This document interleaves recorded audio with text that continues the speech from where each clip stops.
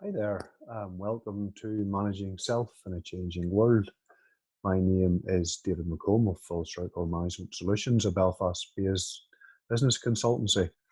Podcast will last for approximately 45 minutes, and there's a slide pack which accompanies this session, and it'll contain links to further material that you might be able to use to help to advance your learning in this area, and then also an opportunity to record a number of actions on that slide pack as we go through today's session.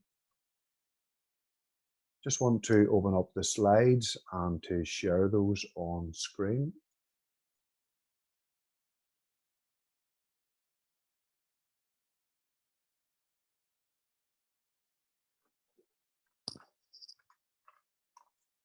So an overview of our podcast.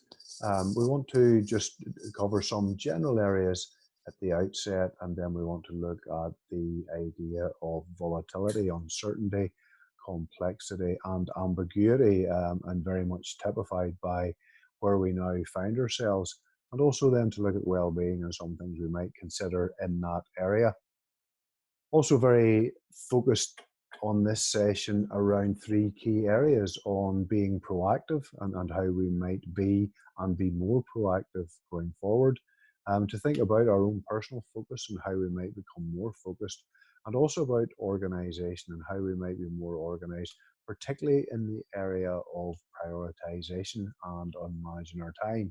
And really wanting to, as we move through the session, to bring those things close together to create a 100-day plan that might bring all of the elements of our discussion into one place that really gives you something to work on over the next quarter, over the next 100 days, over the next 3 months, as you think both in terms of your own proactivity, level of focus and organization in general, and a tool that you can use going forward, but also to think about in this particular period of time, with the challenges that we all face around COVID-19, and how we're managing in that space, and how we've all had our schedules disrupted, we've all had our routine and our rhythm significantly impacted over the last period of time, and how we might deal with that, the peculiarities of what that situation places before us. In terms of this particular podcast, then the aims are, first of all, to equip you better to manage yourself for your own benefit and also for the benefit of those that you might lead. So we're very conscious that you have a responsibility to yourself. But we're also very conscious that you have a responsibility to other people. So again, we're very firm in our sense that if you want to lead others well, if you want to manage others well, that maybe you need to think about how you lead and manage yourself first and foremost. And then we want to think through the second part of the session about how you remain proactive, focused, and organized, and helping you to prioritize, which is obviously very important. How to think about being effective and also being efficient, and to be able to concentrate on things where you can really add influence over the course of all of these. First of all, we just want to think about that idea that we introduced slightly earlier, living in a VUCA world, where VUCA really characterizes the current environment that we're in, and maybe the personal and business leadership that's required to navigate it successfully. And it's a term that's been around for possibly 25, 30 years, but again, it is really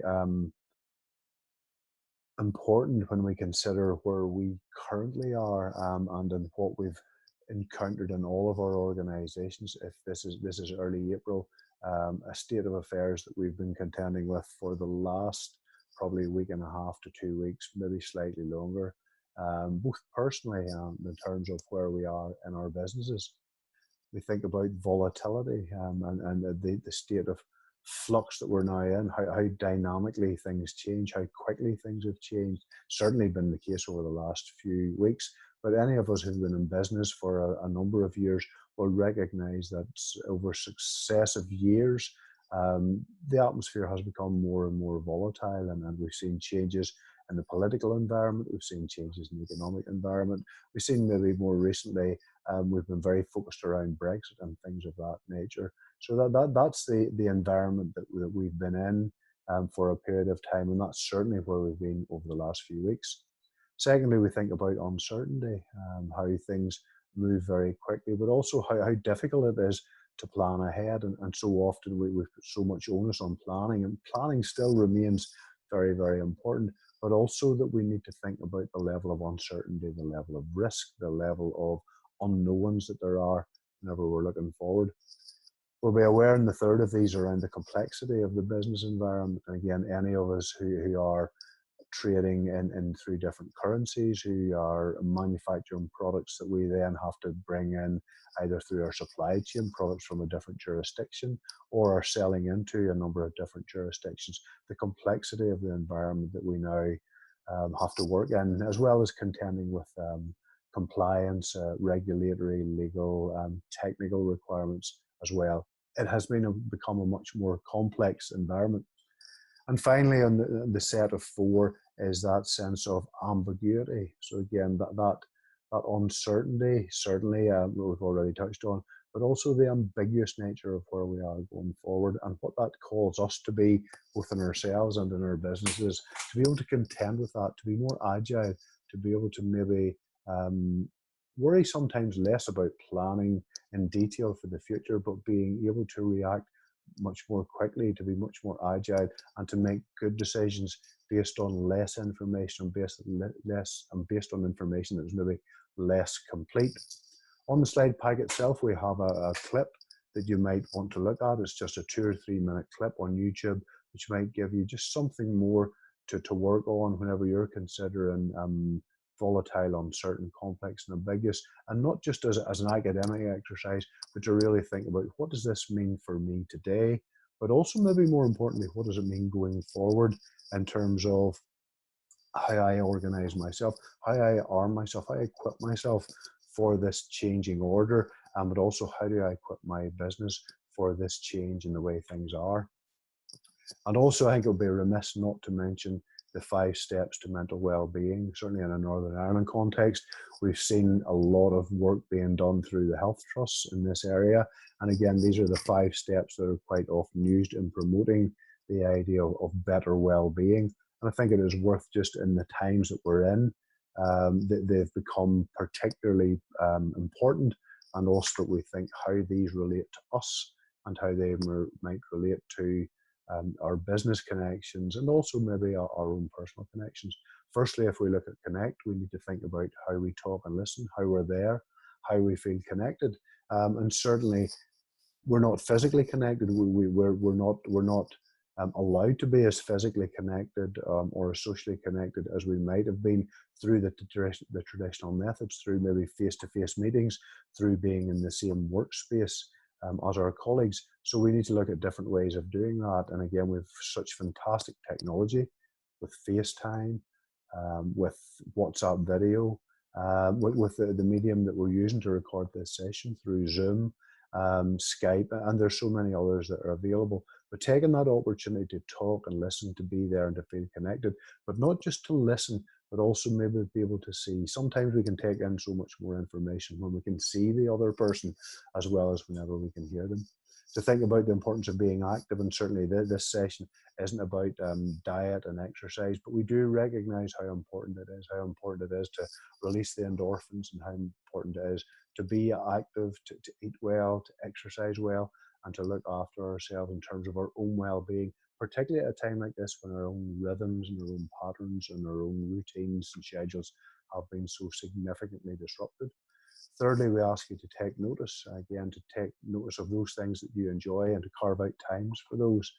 It's so easy whenever we're maybe working from home and we're on our computer much of the time, or our phone is by our side, to maybe neglect those things that we enjoy. And that might be some time with the family, it might be walking the dog, it might be reading, it might be taking time out to watch a movie. But remember those things that give you joy, and to still carve out the time for those. Those obvious steps of walking in through the work door in the morning and walking out through the work door in the evening maybe aren't as delineated as they might have been, and certainly to take that opportunity to see those things differently and to recognize that, but not to ignore things that we need to do to look after ourselves. to think about keeping learning. And again, we've learned so much about technology over the last few weeks, but also to think about new experiences, continuing to learn, continuing to go deeper, continuing to maybe address those things that we've been putting on the back burner. And if you have been fortunate enough maybe to have a little bit more time, a little bit more sense than you've had previously, then to take that opportunity to attend to that piece of learning, or that development of that skill you've been putting on the back burner for so long. And finally, of that set of five, the idea of giving, being more giving with your time and with your words and your presence. And that's to look out for yourself and to make sure you've connections with other people, but also to look out for those people who are in your immediate eye line, who maybe could drop off. That maybe that colleague who's quieter than others, to make sure that you're still checking in, making a phone call, maybe making a FaceTime call, just to make sure that they're okay, and making sure that you're just encouraging people with your words and with your presence. So that's important for you to give out to other people, but also to receive from others. And I think the previous slide around the VUCA environment and also these steps to well-being are important as a background, maybe as a backdrop or as a context to much of what we'll discuss over the next 30 to 35 minutes. So I guess the burning question is, who is in the effectiveness business? And I think we all are. We all recognize that we need to be much more effective in what we do. But what does effectiveness mean, and why is it important? And where does it sit with maybe its bedfellow efficiency? Where do the two of those sit together? And often we use those two words interchangeably, but are they truly interchangeable, or do they mean different things? And I think this is an important starting point over what we'll talk about when we talk about being more proactive and being more focused and being better organized, is that we recognize effectiveness comes first and efficiency comes second. And effectiveness is very much about doing the right thing. So are we doing the right thing? Are we doing the thing that is the highest priority? Are we doing the thing that matters most? Or are we being very busy doing things that maybe don't matter a great deal? And we'd always say that in the first incarnation, we need to think about effectiveness. Am I doing the right thing? And then, having recognized we're doing the right thing, are we doing it in the most efficient way possible? But effectiveness comes first and efficiency comes second. Effectiveness is about doing the right thing. Efficiency is about doing things in the right way. So in many ways, effectiveness is about leadership and efficiency is about management. Both are important and both are inseparable, but there's a sequence, there's an order. And again, we can think about that on a larger stage in terms of our business or our organization. But we should also be thinking about that personally. Have we come to the end of another week and are all those things that we wanted to get done still not getting done? And why is that the case? And are we creating the illusion of efficiency by being very, very busy, but maybe we're not focusing on the right things? And certainly what we cover over the next few minutes will hopefully help to address that in terms of prioritization, in terms of being proactive, in terms of focusing on the things that really matter. Both are important, but the sequence also matters. So what gets to happen when we're personally effective? So it sounds great. Why would I not want to be? Why would any of us not want to be more personally effective? What gets to happen when we're more personally effective? Well, certainly there are a number of things happen. Hopefully we get to have a greater sense of achievement. But whenever we do get to the end of the day and whenever we check what our objectives were for the day, our priorities, there's a sense of achievement and that we've actually got there. The same at the end of a week, maybe the same at the end of a month. So that sense of achievement matters. The sense of productivity, the sense of actually getting things done, not just getting any old thing done, but getting done the things that mattered, the things that we set out to do at the start of a week. Certainly we should feel again more energized and more enthused because we've got done those things that we set out to do. So lots of things get to happen if we're personally effective. And maybe it's a reflection that you want to take out of this session, is to think, what would happen if I was more personally effective? What would get to happen, not just to me, but maybe the people who are closest to me from a work context or from a personal context? How would I get to feel? How would the world look to me? What conversations would I hear myself having if I was more personally effective? Pete Drucker is one of the sort of the legends of the management game, and one of his great quote says, "There's nothing quite so useless as doing with great efficiency something that should not be done at all." And I think that's always something to bear in mind, not just as part of planning our week ahead or our day ahead, but also in reflecting on the day just past or in the week just past. How efficient was I really, in terms of did I work really hard and achieve the things that needed to be achieved, or did I work really hard and really not get to those things that mattered, whether because of how I managed myself or maybe how I allowed others to crowd in on the day that I had planned. What we should also mention, just in passing, that doesn't mean it's not important, but again, I think it's that sense of intentionality really matters. Things don't happen by accident, and again, we're responsible for so much of what happens both in our own lives, but also in the interactions that we have with our colleagues. Certainly productivity matters, and mindfulness, this is not a session on mindfulness, but we know that mindfulness and being in the moment, and really getting the energy from that matters as well. But where those two circles overlap around productivity and mindfulness, that sense of intentionality, that's that sense of we set out to be effective. It's important that we plan to do it's in our psyche, that we've created the lists, that we've managed around that, and that we're intentionally setting out to be what we want to be in terms of maybe being more proactive, prioritizing better, being better organized. It will not happen by accident. And some people are very fortunate that their natural disposition is that they organically move towards being highly effective. But I think for many of us, if we're being honest, if we're better structured and we're better organized, we're better disciplined, and we're intentional about how we organize our day and our week and our month, then we've a much better chance of being what we want to be, which is, and really the purpose of the podcast is that we manage ourselves better. And we're also very aware of the context we work into in terms of that changing world. So in managing yourself and being effective, we're going to focus primarily on those three areas we already highlighted in our agenda.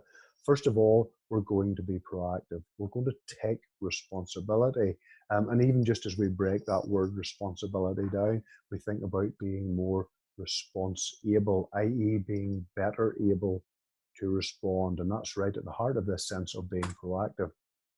Secondly, that we'll be more focused, that we'll understand the outcome, and we'll work harder at that in a moment when we think about this idea of beginning with the end in mind. Where do we want to get to so that we make sure that we're doing the things that really matter on the journey there?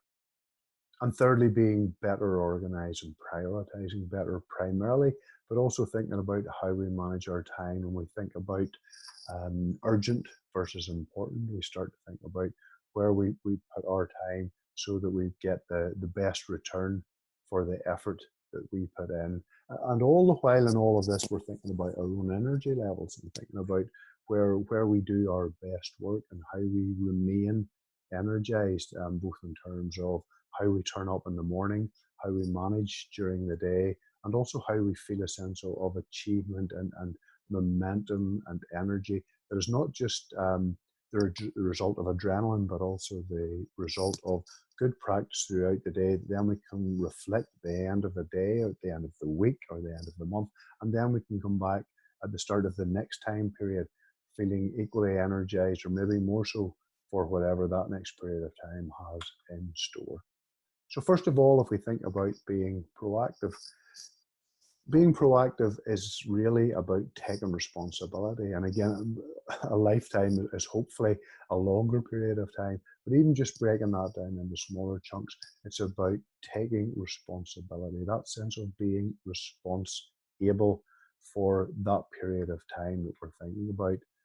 So if we just think about what characterizes proactive people, they recognize, first of all, that they are responsible. They are able to respond. It is their choice based on events that have happened. They can influence the outcome because they get to decide how they respond. Proactive people don't blame genetics or circumstances or conditions or conditioning for their behavior. They recognize that at that point in time and in all points in time, they are responsible for their own behavior. So again, we so often use this language about how we are and how others are around us and how much attitudes and behaviors matter. And we recognize it in ourselves.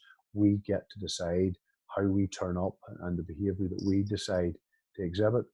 Proactive people are consistently executing great levels of resourcefulness and initiative. There's a great phrase that I've heard often used, that we are infinitely resourceful. We get to decide how resourceful we are, and never truer at this point in time. And again, in terms of how we respond, how we decide we'll respond to the situations around us. How resourceful can we be? And we've seen some businesses and some individuals that have been incredibly resourceful around how they use their time and how they focus on where the need is at this precise moment in time, and whether that's in terms of adaptability of their business to produce something completely different in terms of a product or service than they would have done previously, to find new opportunities, to find new lines of business, to find new geographies, to introduce something really creative to really meet a demand that's out there, and also to be initiative, to show initiative, to recognize that the right side of our brain is really important, as well as the logical and the process left side, and to recognize that we have initiative, that we can show initiative, and that we can be highly creative.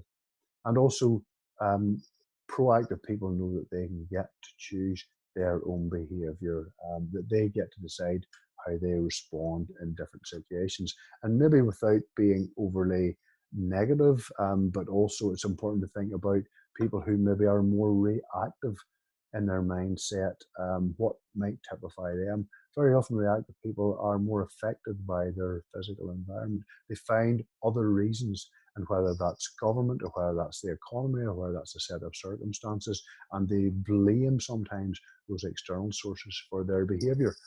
Whereas proactive people don't, they take account of what's going on around them and they respond appropriately. And again, getting right down to brass tacks, if the weather's good, reactive people tend to feel good. If the weather's bad, they might use that as an excuse or a reason for poor attitude or for less than optimal performance.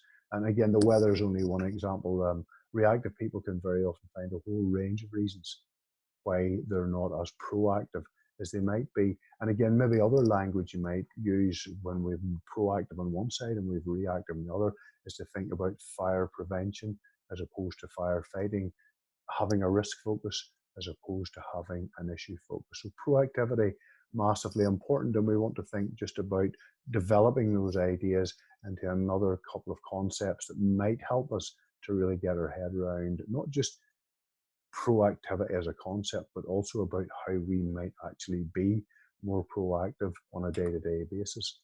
First of all, we have those interrelated ideas of how we think, how we feel, and how we act. And again, we all act in certain ways, but quite often one step upstream from how we act is how we feel, then pushing on how we act. And then if we take another step upstream, we think about how we think. And very often these three work very closely together.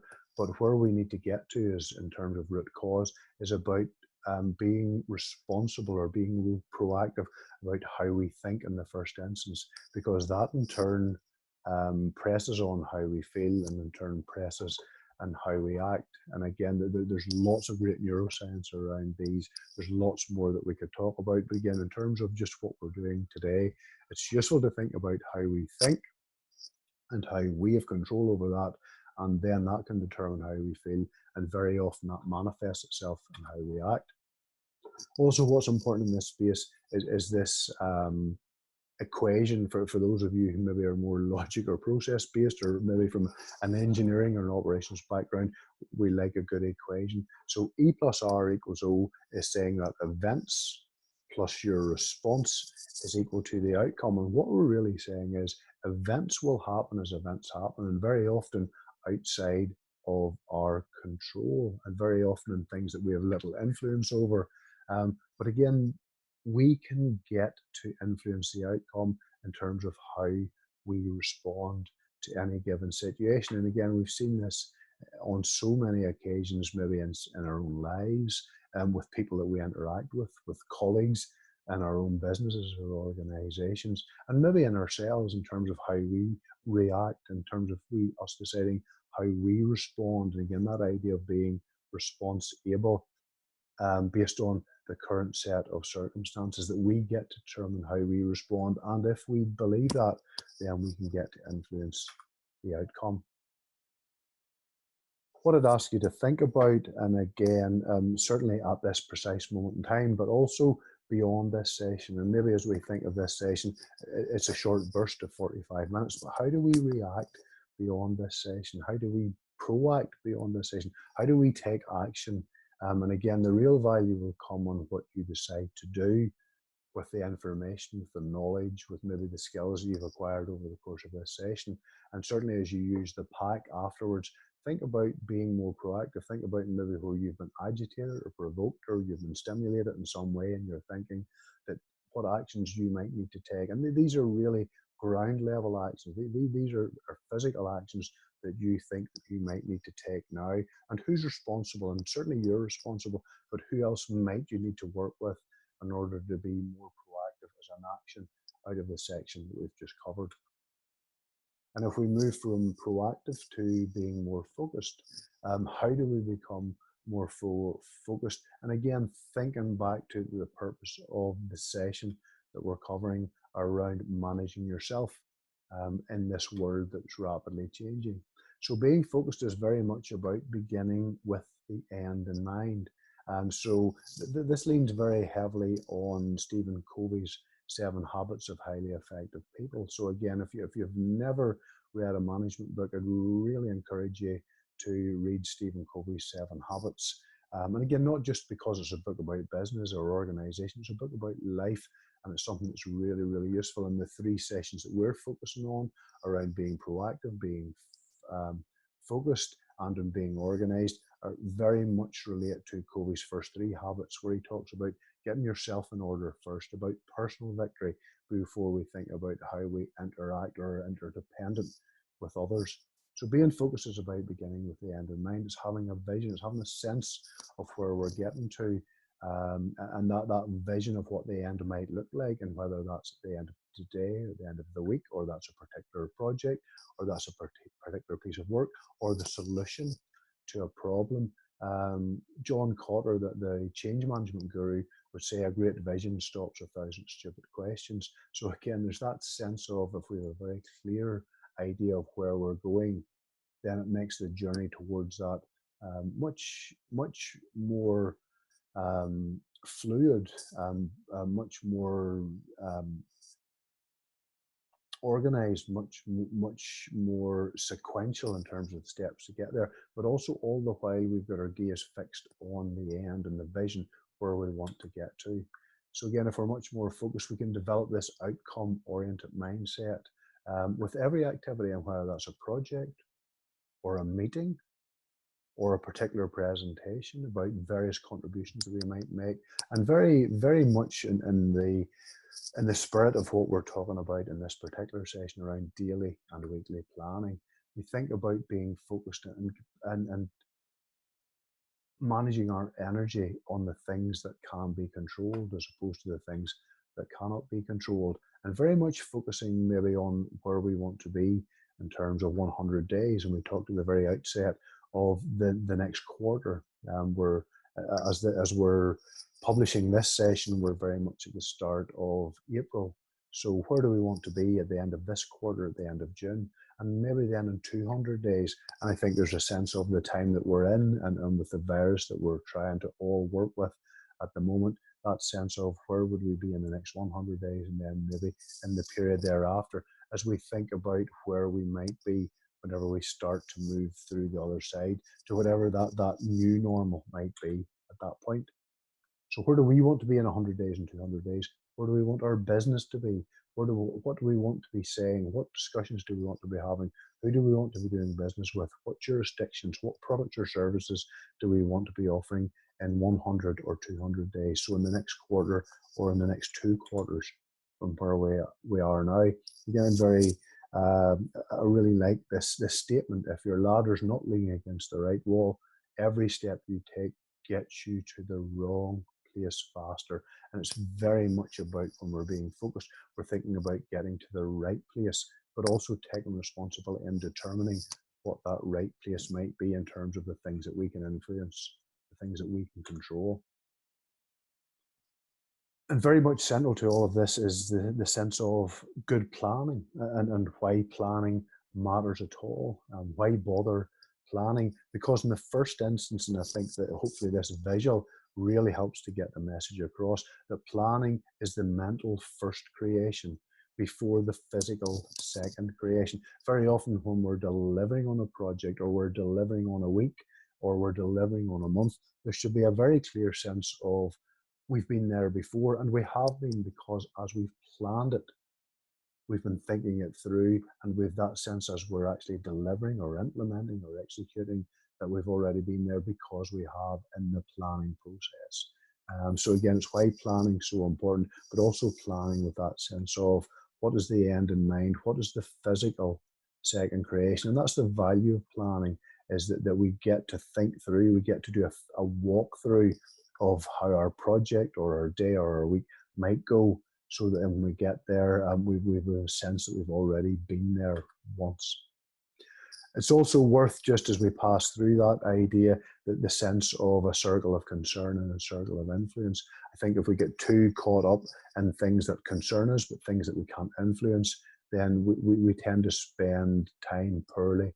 We tend to let other things impinge on our thinking, and we should much more focus on the circle of influence, those things that we can influence, and maybe look at initially not thinking too much about our circle of concern, and then also think about expanding our circle of influence. So what can we have more influence over in terms of partnerships, in terms of organizations we might be part of, in terms of other associations that we might make, in terms of networks of people that we might develop, or networks of businesses that we might develop, that allow us to expand that circle of influence. And absolutely key in terms of where we put our focus. Focus on those things we can influence, rather than those things that concern us, but over which we can exert very little influence.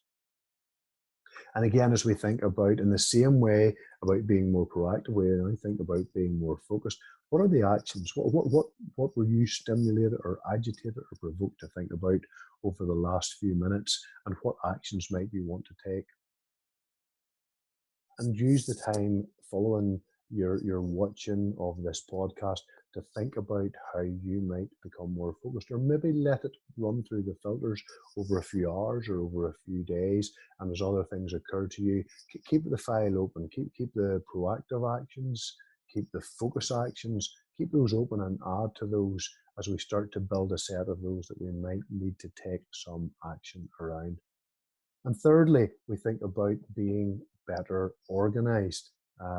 So again, I think that's something that we might aspire to, and maybe this is the opportunity, with possibly more time or more space, or probably with better tools at our disposal, that we can become better organized. Right at the backbone of being better organized is this sense of putting first things first, or doing first things first. And very central to that concept, again, is the idea of better prioritizing. So we eliminate energy and time wasting tendencies by focusing and executing or implementing on your and your team's important goals within this rhythm. And we're going to talk a bit more about the rhythm of weekly planning, of better weekly planning, to execute on the most important priorities. So recognizing that in any day or any week, there'll be things that we'd like to have got done that we didn't get done, but those things that we did get done were the things that really mattered, the things that were a priority.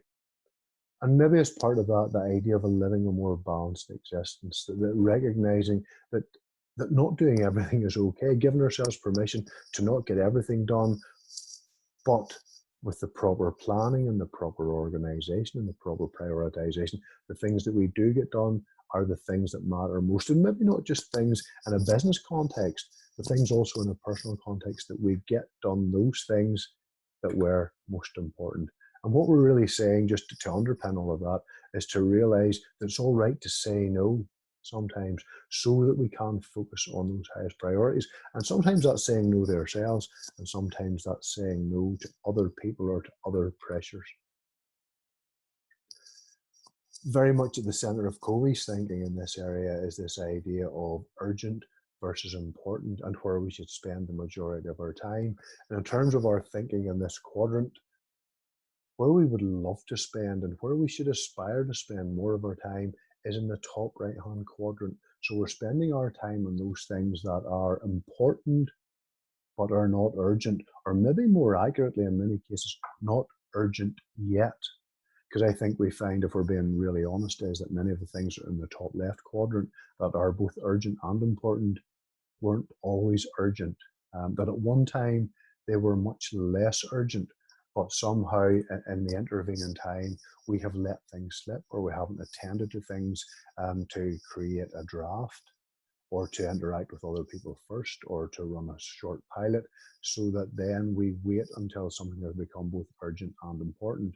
So in terms of our own energy, in terms of our own the quality of what we produce, in terms of doing our best work, if we can spend more of our time in the not urgent and important, then the very strong sense is that we will be much more effective and we will be much more productive. And certainly in that quadrant one in the top left, there are things that are urgent and important. There'll always be things that are urgent and important. There'll be unscheduled work. There'll be last minute changes. There'll maybe be dealing with late inputs from other people. There may be sometimes with that sense of forcing decisions and enforcing closure. But if we can spend more of the time in the top right-hand quadrant, and that's not looking to spend 5% or 10% or 25%, but maybe looking to spend the majority of our time in that top right quadrant, or doing things that are thoughtful and creative, things that are better quality. Because the challenge is, very often when we're doing work that's both urgent and important, even those things that we're naturally or ordinarily really good at, we get to be bad at those as well, which is really challenging for all of us. But if we're in the top right-hand quadrant, as well as being thoughtful and putting out high-quality work, we can also work at productive collaborations, working better interdependently with others, attending to training and development, and maybe getting to have some recreation and family time.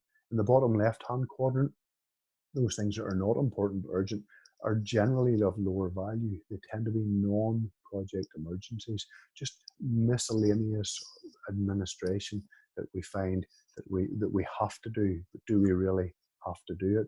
And if it's not important, why would we spend high proportions of our time doing it? And if we move into the bottom right hand quadrant, that idea of not just work that is not important and not urgent, but maybe in looking at ourselves, do we overanalyze? Do we strive for perfection?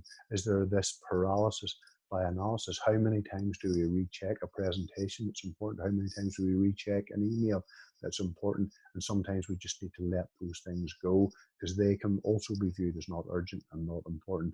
And that's everything from gossip and idle speculation as well, and also maybe just pointless web surfing. There's pointless time spent maybe on social media as well. So if we just think about what we might want to do in each of those quadrants, certainly the things that are urgent and important, we very often need to continue to do those and get those done, but we want to get that sense of spending less of our time in that space. Things that are not urgent but really important, get those in the diary. So that's about building in time for planning, building in time to be creative, building in time to get into partnership or get into collaboration with others.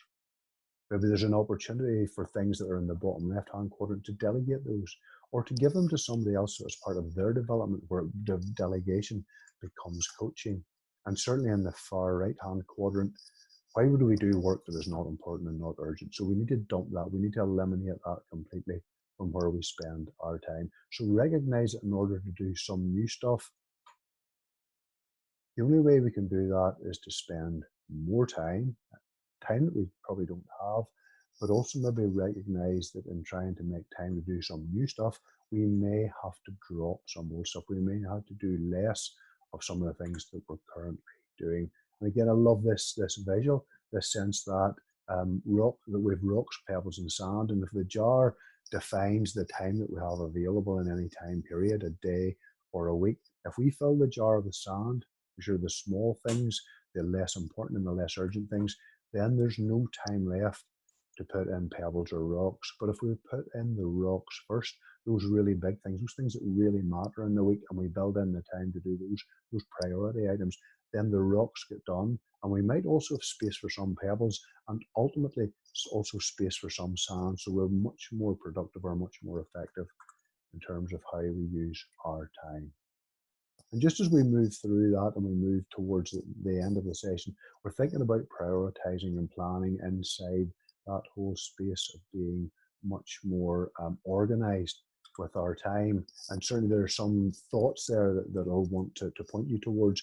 Set priorities and plan a week in advance. So again, if we're planning for the week, we should probably do that towards the end of the previous week, as we recognize what will and will not get done, and what other events, what other meetings, and what other priorities we have in our week, on our time in the week to come.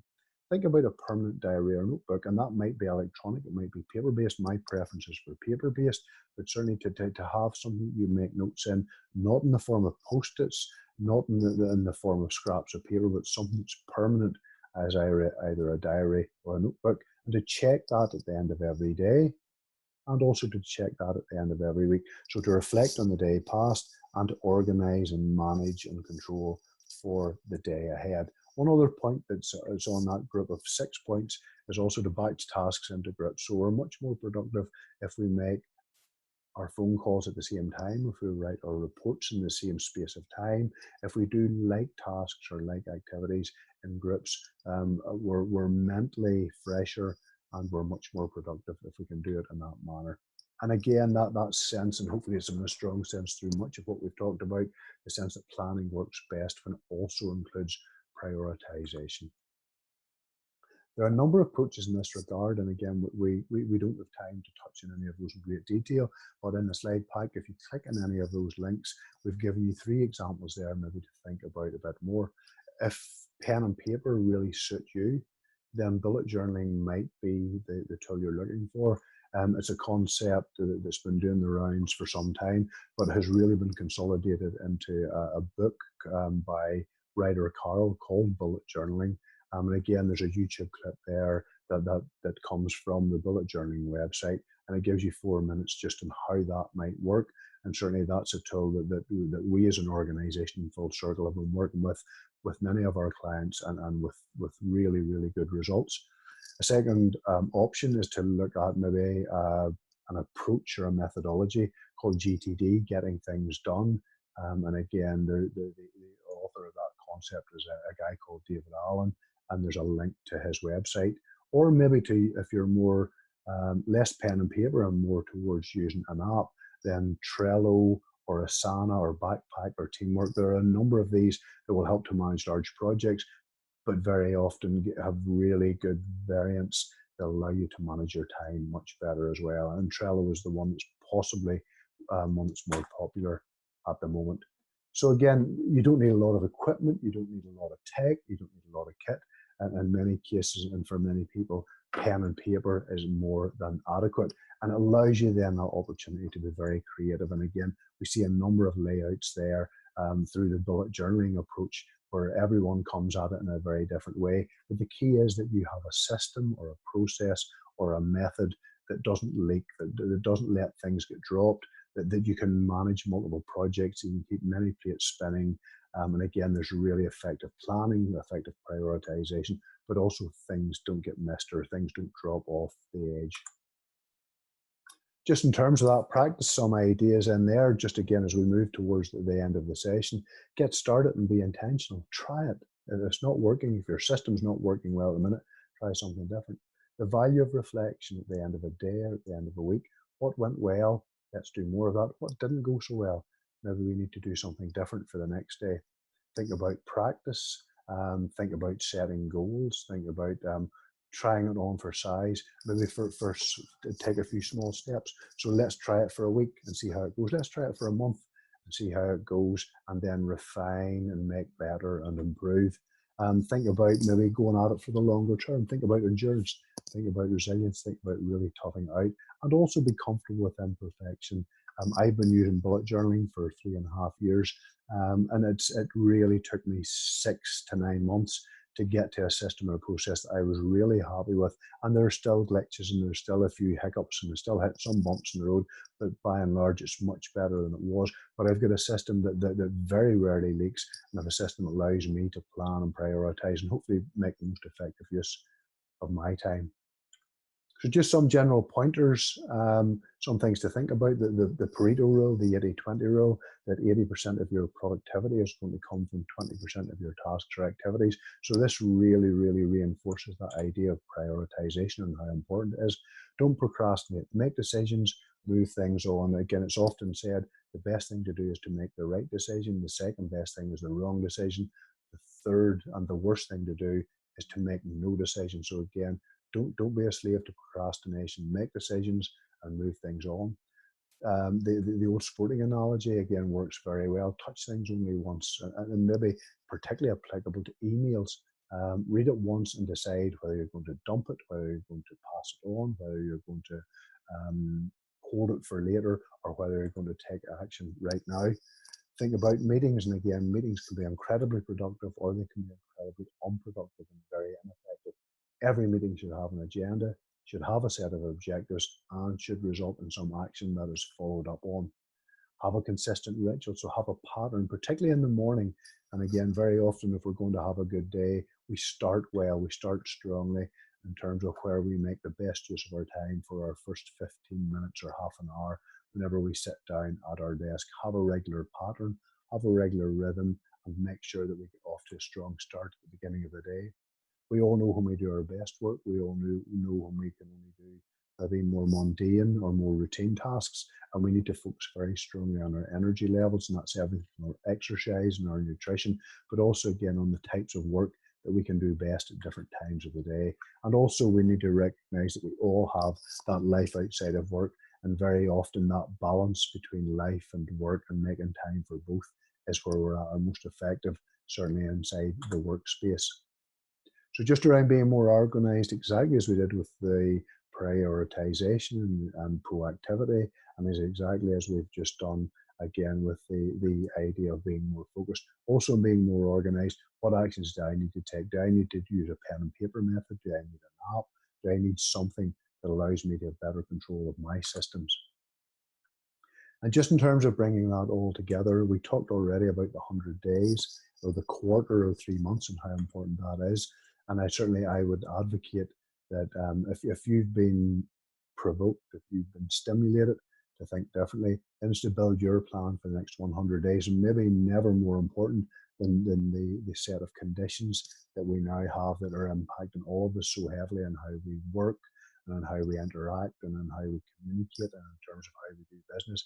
Maybe the creation of a plan for the next 100 days is really important, and building in those concepts of proactivity, those concepts of being better focused, and all of those great ideas around how we might be better organized. Now's the time to construct that plan and to start to work through that plan and to take the actions that are necessary, and maybe to develop a list of actions you need to support you as you work through that plan so that you can get to where you need to be at the end of the next.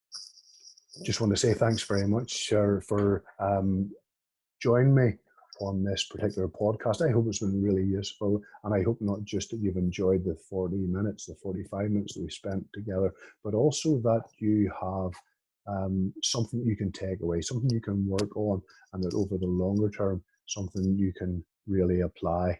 My contact details are on the screen, and please feel free to come back to me, to email me or phone me if you require anything further, or you think that I'd be able to help in any other way.